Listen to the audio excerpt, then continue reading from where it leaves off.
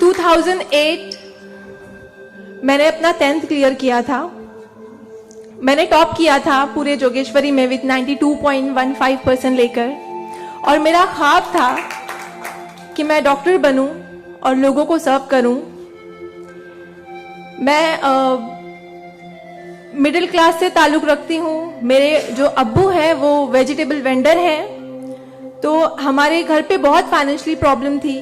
तो मेरा बस एक ख्वाब था कि मैं डॉक्टर बनूं, लोगों की हेल्प करूं, और उसके लिए मैंने साइंस में एडमिशन लिया। देन 11 साइंस जब मैंने एडमिशन लिया, मेरा कॉलेज बांद्रा में था और मेरा घर जोगेश्वरी में। मैं रोज लोकल ट्रेन से ट्रैवल करती थी Jogeshwari to Bandra. 7 October 2008 that was the day जब मैं कॉलेज से घर वापस आ रही थी। मेरे सेमेस्टर चल रहे थे उस वक्त, और सुबह 10 बजे का वक्त था। 10 बजे, आप सब लोग मुंबई से बिलोंग करते हैं, सबको पता है लोकल ट्रेन में बहुत रश आर होता है। वो ट्रेन जब अंधेरी से निकली, मैं अपनी सीट से उठी और मुझे नेक्स्ट स्टेशन मेरा जोगेश्वरी था, मुझे वहां उतरना था। लेकिन मेरे सीट से उठने और स्टेशन के आने तक के बीच में वो एक लम्हा था जिसमें मेरी पूरी जिंदगी बदल गई। मैं जब सीट से उठी, उसके नेक्स्ट मोमेंट मैंने अपने आप को ट्रेन की पटरियों के नीचे पाया, और जब मेरी आंखें खुली तो वही ट्रेन जिसमें मैं ट्रैवल कर रही थी वो मेरी आंखों के ऊपर से बहुत तेजी से गुजर रही थी।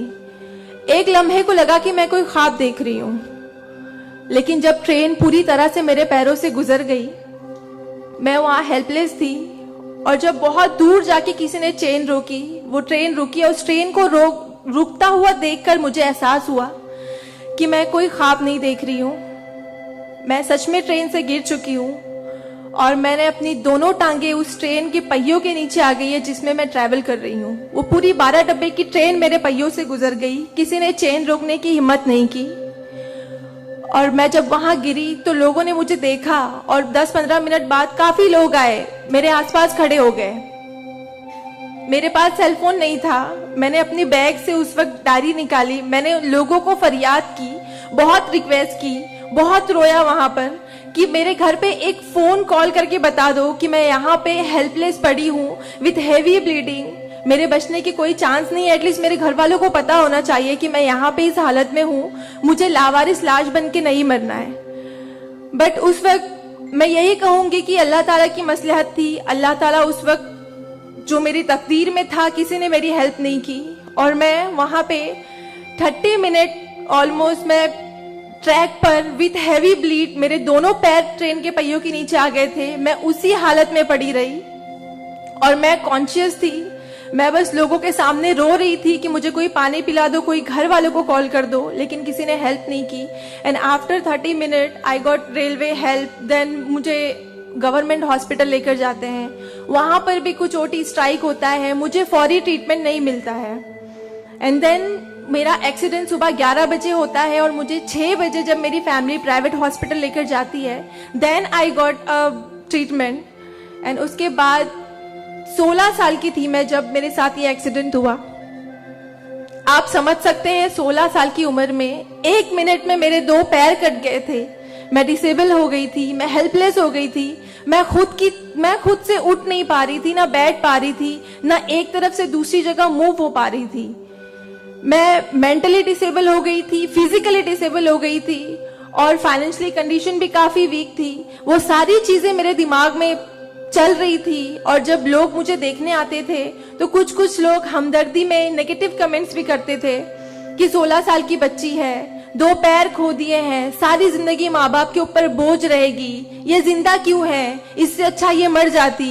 ये सारी बातें लोग आके जब मेरे सामने करते तो मेरे जहन में वो सारी बातें चलती कि सीरियसली मुझे अल्लाह ने जिंदा क्यों रखा, जब मुझसे दोनों पैर ही लेने थे 16 साल की उम्र में। मैं खुद से मूव नहीं कर सकती हूँ, मेरी मम्मी को इतना सब कुछ झेलना पड़ रहा है। जिस उम्र में मुझे अम्मी की हेल्प करनी चाहिए, उस उम्र में वापस से मम्मी मुझे गोद में उठाकर लेकर जा रही है, वापस से मेरी खिदमतें कर रही हैं। तो मेरी जिंदगी का मकसद क्या है, मुझे दोबारा जिंदगी क्यों दी अल्लाह ने। मैं बहुत शिकायतें करती थी अल्लाह से, मैं बहुत रोती थी, लेकिन उस मुश्किल वक्त में मेरे कॉलेज, मेरे स्कूल टीचर्स और बहुत से ऐसे नेक बंदे भी थे जिन्होंने मुझे हौसला दिया। उनमें सबसे पहले मेरी फैमिली आती है, मेरी बड़ी सिस्टर की फैमिली आती है। मेरी मम्मी ने मुझे एक जुमला कहा जो जिंदगी भर और मैं हर फंक्शन में बोलती हूँ, वो कि बेटा तुम रो मत, तुम्हारे साथ आज जो ये हादसा हुआ है, अल्लाह ने तुमसे सिर्फ 2 पैर लिए हैं, तुम्हारे पास तुम्हारा दिमाग है। तुम इतनी फास्ट ट्रेन से गिरी हो, तुम्हारे सर पे चोट लग सकती थी, तुम्हारी जान जा सकती थी, लेकिन अल्लाह ने सिर्फ तुमसे 2 मामूली पैर लिए हैं। क्या पता फ्यूचर में तुम्हारे लिए बहुत कुछ रखा हो। तब मुझे बातें उनकी समझ नहीं आती थी, लेकिन अल्हम्दुलिल्लाह अल्लाह का लाख लाख शुक्र है कि आज इस मौके पर जब लोग मुझे एज अ इंस्पिरेशन समझते हैं, एक आइडियल करते हैं, तो मुझे समझ में आता है कि मेरी अम्मी सच बोलती थी कि हौसला रखो, सिर्फ 2 टांगे गई है। आज मैं जब अपने प्रोस्थेटिक लेग से चलती हूँ तो लोगों को पता नहीं चलता कि मेरे पास 2 पैर नहीं है। मेरा एक पैर थाइस के पास से नहीं है, दूसरा नी के पास से नहीं है, बट लोगों को ये अंदाजा नहीं होता है। तो बस मेरी अम्मी ने जो एक बात कहा था कि अल्लाह पे यकीन रखो बच्चा, तुम्हारे साथ जो हो रहा है और जो होगा वो सब अल्लाह ने प्लान किया हुआ है। तुम बस हिम्मत मत हारो कभी भी, और बस डटे रहो अपने जुनून के पीछे कि तुम्हें डॉक्टर बनना है। तुम्हारी 2 टांगे नहीं तो क्या हुआ, तुम्हारे पास दिमाग है, तुम ज़हीन हो, तुम आगे बढ़ो। और क्या पता तुम आगे लोगों को आइडियलाइज कर, लोग तुम्हें आइडियलाइज करे इस चीज को लेके। मेरे डॉक्टर संजय कंधारिया, ऑर्थोपेडिक सर्जन, उन्होंने सबसे ज्यादा सपोर्ट किया इस बात को लेकर कि तू डॉक्टर बन। मैंने अपनी जीने की उम्मीद छोड़ दी थी, डॉक्टर बनने की उम्मीद छोड़ दी थी, लेकिन जब उन्होंने मुझे बताया कि तुम डॉक्टर बन सकती हो, तुम बनो, देन मैंने प्रिपरेशन स्टार्ट की। सीईटी कॉमन एंट्रेंस टेस्ट होता है to getting in admission in medical college, मैंने वो क्रैक किया। I got 3rd rank all over Maharashtra in PH quota. And after that मुझे बहुत खुशी हुई कि मैंने 3rd रैंक क्लियर किया है। Now I got admission, I will get admission in MBBS. But वहां पर भी एक प्रॉब्लम थी मेरे लिए कि मुझे डिसेबल परसेंटेज 89% डिसेबल हूं मैं, और मेडिकल में एडमिशन के लिए 40 to 70 there is a criteria to get admission for MBBS. मैं मोर देन 70% डिसेबल हूं, ये कहकर मुझे उन्होंने डिनाई किया कि आप एलिजिबल नहीं हो, आप एमबीबीएस में एडमिशन नहीं ले सकते हो, आप डॉक्टर नहीं बन सकते हो।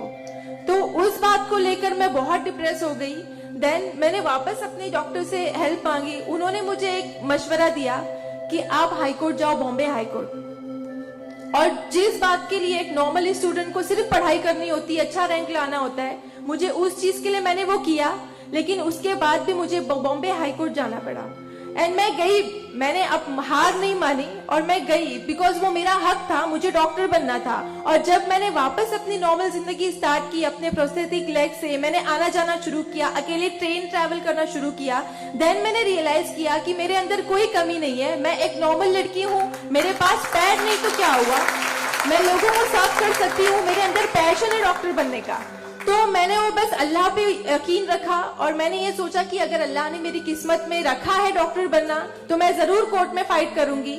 एंड देन मैं बॉम्बे हाई कोर्ट गई इन 2011 और वहां पे मेरा केस डॉक्टर मोहित शाह, चीफ जस्टिस मोहित शाह ने देखा। उन्होंने मुझे ऑब्जर्व किया, मेरे प्रीवियस स्टडी रिकॉर्ड्स देखे, वो सारी चीजें देख के, और उन्होंने जब मेरा पैशन देखा डॉक्टर बनने का, सर्व करने का, देन उन्होंने मेरे फेवर में फैसला दिया। एंड 2011 अल्लाह का लाख लाख शुक्र है कि मुझे इंडिया के टॉप मोस्ट कॉलेज में एडमिशन मिला, which is Saint Jesus medical college and KEM hospital.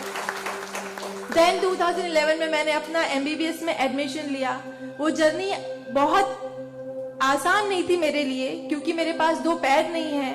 और जब मेरी काउंसलिंग चल रही थी एडमिशन को लेकर, तो काफी जो डॉक्टर्स का पैनल था उन्होंने मुझे बहुत कुछ हकीकत बताई थी कि आपके लिए डॉक्टर फील्ड आसान नहीं है, इसमें पढ़ाई करना 5.5 साल, आपको एक ओपीडी से दूसरी ओपीडी जाना होगा। और तब मैं 2 क्रचेस यूज करती थी मेरे लिए, तो आपके लिए बिल्कुल भी आसान नहीं है, आप हार जाओगे, 1 साल पढ़ोगे, दूसरे साल आप डिनाई कर दोगे, एडमिशन नहीं लोगे, आप गिव अप कर लोगे।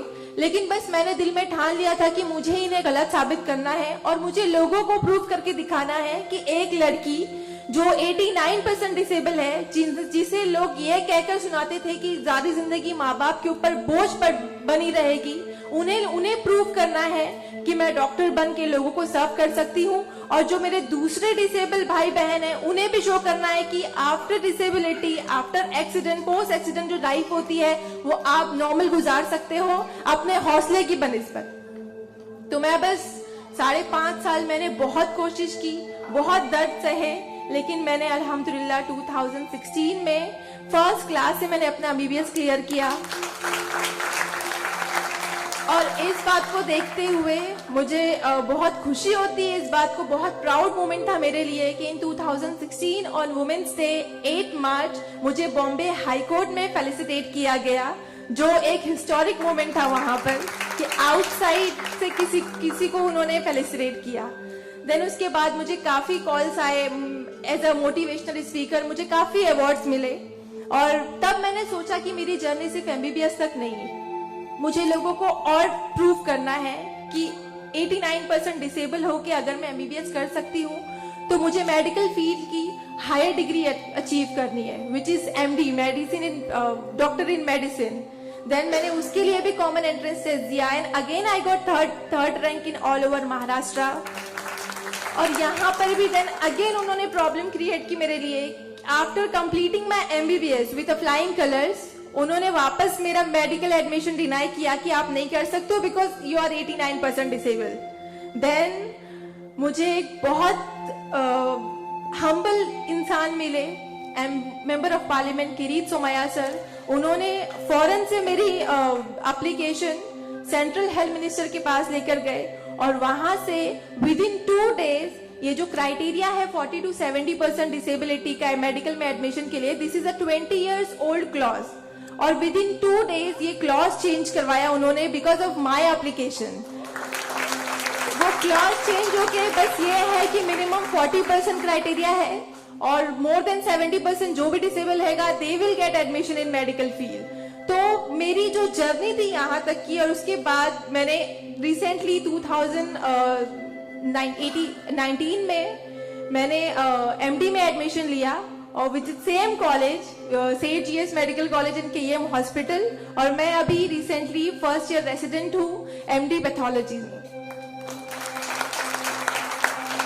मेरी जो यहाँ तक की जर्नी है मैंने बहुत अच्छे से तो नहीं बताया आपको, लेकिन बहुत सारी बातें मिस है इसमें बिकॉज मेरे पास टाइम नहीं है, आप लोगों को भी लेट हो रहा है।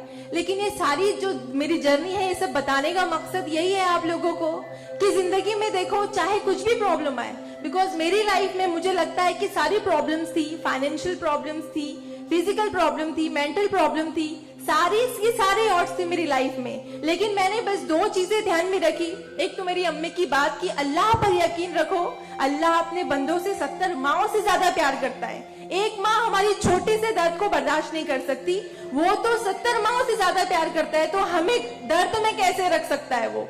तो उसने जरूर कुछ अच्छा रखा है हमारे लिए। अगर छोटी सी प्रॉब्लम आई जिंदगी में तो उससे हार नहीं मानो, उससे लड़ना सीखो, हमेशा अपना हौसला जिंदा रखो, बिकॉज आपके पास अगर हौसला है तो आपकी लिए जिंदगी जीने की उमंग रहेगी, बिकॉज बगैर हौसले के कोई जिंदगी नहीं जी सकता।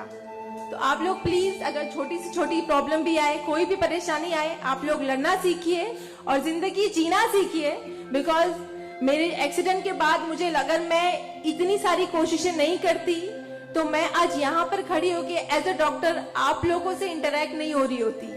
तो बस कभी भी हार मत मानिए। और ये एक शेर है आप सबके लिए, हौसले की तुर्कश में कोशिश का वो तीर जिंदा रख। तरकश मतलब जिसमें तीर रखते हैं। हौसले की तरकश में कोशिश का वो तीर जिंदा रख, हार चाहे जिंदगी में सब कुछ, हार जा चाहे जिंदगी में सब कुछ, मगर फिर भी जीतने की उम्मीद जिंदा रख। Thank you so much, thank you all of you मुझे इतने अच्छे से सुनने के लिए। और मैं बहुत ज्यादा थैंकफुल हूँ डॉक्टर अनिल सर की और भारत विकास परिषद की कि उन्होंने मुझे इतना सुनहरा मौका दिया आप लोगों से इंटरैक्ट का। Thank you. धन्यवाद।